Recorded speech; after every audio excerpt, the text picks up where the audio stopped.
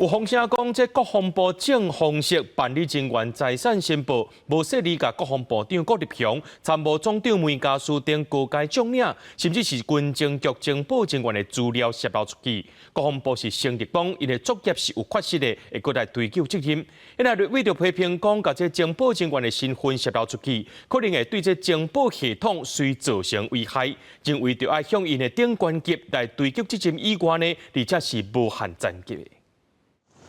国防部传出告知外泄，包含国防部长郭立雄、参谋总长梅家书等高阶将领，也甲军情局情报人员资讯外流。原因是国防部正方式进行办理人员财产申报，所甲人员名册这资讯当作附件寄出去。国防部坦白承认作业程序有缺失，会检讨追究责任，强化相关作业管制流程。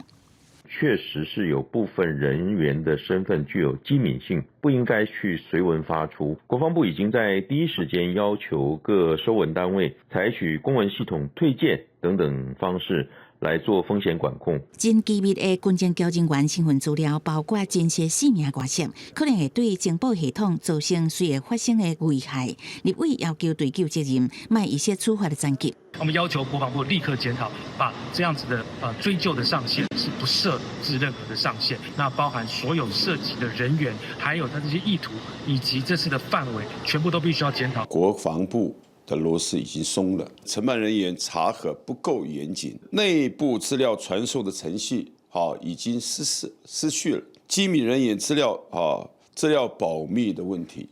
专家认为，应该疗伤敌人已经掌握相关情报人员的资讯，因应方式包括调动相关人员的职务，弥补漏棚缺失。